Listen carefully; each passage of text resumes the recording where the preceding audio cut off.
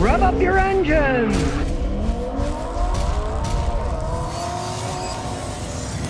Minecraft Short says, what's the best Bentley in your opinion? Okay, the best Bentley is one that someone else owns that was dumb enough to pay that much money for a car, and an English car at that. Anybody can buy a Mercedes or whatever, or a Porsche, but I've got a Bentley. Snobism, it kind of amazes me. They're rich man's toys, you know? You got a lot of money, you want to throw it away on a car? Go ahead and buy one. If you can afford the price of a Bentley, you can afford to get it fixed and buy the expensive parts for it when it breaks down. But for most normal people, don't waste your money on it. English cars aren't what they once were, and some of them never even once were back then. Or take Rolls-Royce. BMW owns Rolls-Royce. They have V12 BMW engines in them. You know, a lot of this stuff has totally changed around. I think Volkswagen might have bought them. I don't know. I don't follow any of that stuff because I really don't care. They're rich men's toys. I don't work on them. I don't have any customers with them. I worked on one once, and the guy was such a snothead. I said, go away. You don't owe me anything. Just go away. I don't want to work on your stupid English car.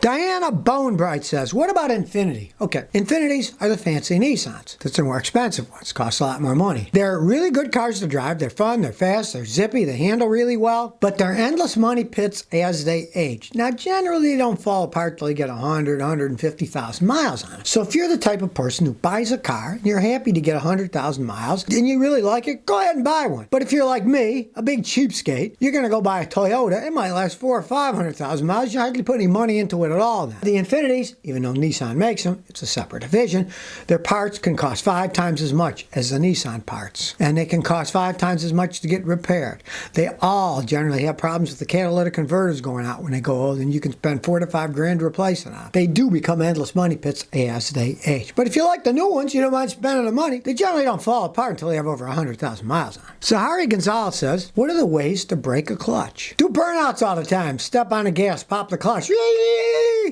That wears it out. Downshift all the time. That wears it out. Now, I've had arguments with people. I said, downshifting's bad for a car. And then they said, well, man, the race car drivers downshift. Yeah, because they're in a big hurry. And they rebuild the engines after every race. They're lucky if the engine lasts them, 600, 700 miles. If you want your clutch to last 600, 700 miles, go ahead, drive like a race car driver. They put new clutches in before every race. All the parts are new, so they don't care. But when you downshift from fourth to third to second, whatever you're doing, the engine revs up. There's more strain. The transmission spins faster. Now, let's say you're sitting at a stoplight for a long time. With your foot on the clutch, it's going to wear it more than if you put it in neutral, take your foot off the clutch.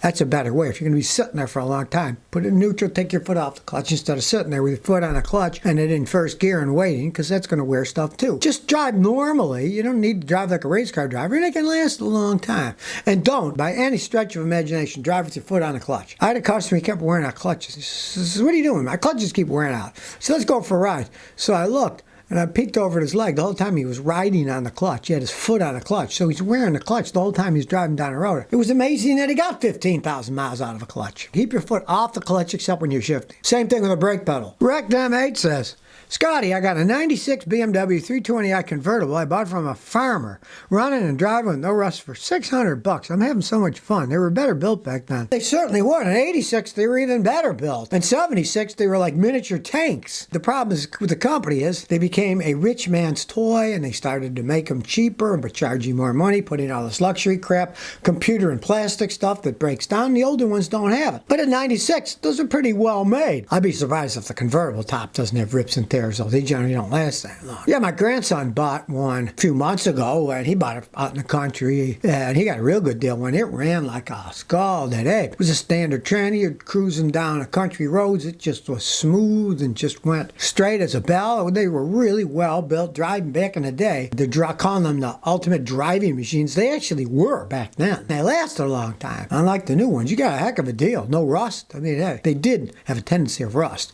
but obviously that one wasn't driven with salt on the road for very long. Willie Smith, he says, Scotty, I got a BMW X5. It loses 3 quarts of oil every couple of weeks. It's not leaking. There's a little leak in the oil pan, but it doesn't reach the floor. Why do you think it's losing oil? 3 quarts of oil every couple of weeks is a lot of oil. If it was leaking, a quart of oil will leak enough oil to fill a couple football stadiums on the ground. So it's not leaking. Your baby is burning it. As those things age, if you followed the BS directions that BMW did and changed the oil every 12,000 miles miles or something, the engine wear and they start burning oil. BMW used to make really good engines back in the 60s and 70s that didn't burn oil, but they're not as well made as they used to be, and they're telling people, oh, you don't have to change your oil very often. Then they don't, and guess what? They end up burning oil. Now, you could check the PCV system. Maybe something's stuck open and it's sucking raw oil into the engine and burning it. You're losing that kind of oil. It's burning it somewhere. If it was leaking, it would be all over the place. Pray it's the PCV system. If not, all you got to do is have a wet and dry compression test done to your engine, and that'll show that your piston rings are probably worn. The wet ratio would go up compared to the dry. If you take the compression dry and it's say 140, you do it wet and it's 175 or something, that shows the rings are worn and the oil seals them when you put a little bit of oil in doing the wet test. Do that. And if that's the case, I'd get rid of the thing. You know how much money it costs to rebuild a BMW engine? Sesta says, Scotty, what do you think of restoring an old muscle car from the 60s or 70s as a first car, like an old Buick? Yeah, as long as you don't get in too deep. I had a customer try and do that with a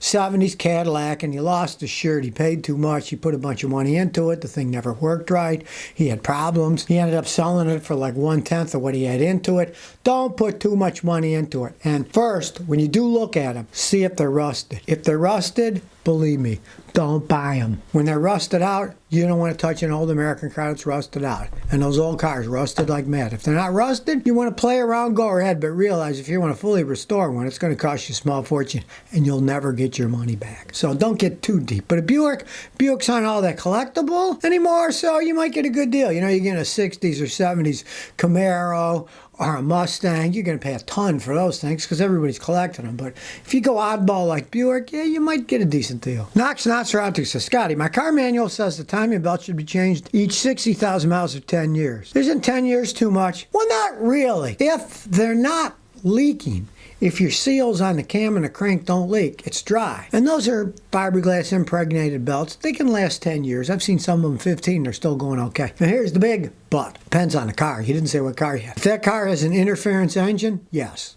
I would change it probably 8 years. Or 7 years, because if it breaks, your engine's destroyed, the pistons hit the valves, bend them, and your engine's garbage. So if you do have an interference engine, like say a Fiat or a Nissan with a timing belt, I would change it before 10 years. If it was a Toyota, I wouldn't care. I've seen them with 20 and they're still going.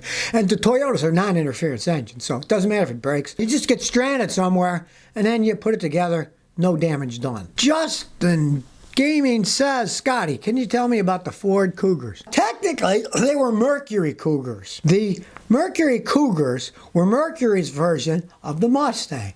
And believe it or not, back in the day, the Cougars cost more than the Mustangs because they were Mercury's, the luxury line of Ford. You know, the same vehicles, basically, a little different tin and bodywork and stuff, but basically they're the same vehicle. And the thing about the Cougars are, you can get older Cougars for a much better price. I had a guy in Houston got one for 15 grand. If it had been a Mustang, he would have had to pay 40 grand. And it's basically the same car. So if you like them and you want to restore a Cougar, not that bad of an idea. Their prices are starting to go up too, because I asked that guy, you thinking about selling? He said, I kind of looking around, because he says, I think I get twice what I paid for it now. The prices are going up. But you can still get a Cougar cheaper than you can get a Mustang, because it doesn't have the name recognition. Basically, it's the same vehicle, engine, transmission. They're all interchangeable V8s and stuff, so it might not be a bad idea to get one. You get one at a good enough price that's not rusted out, you never know.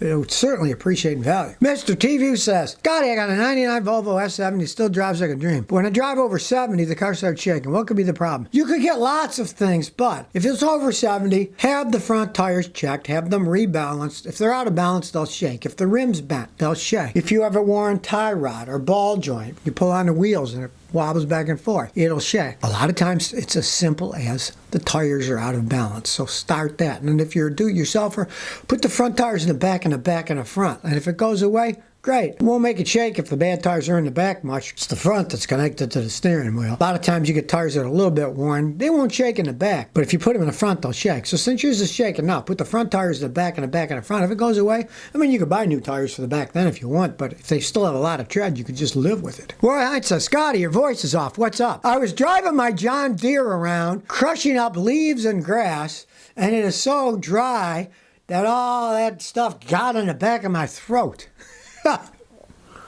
There, maybe it'll sound a little bit better now.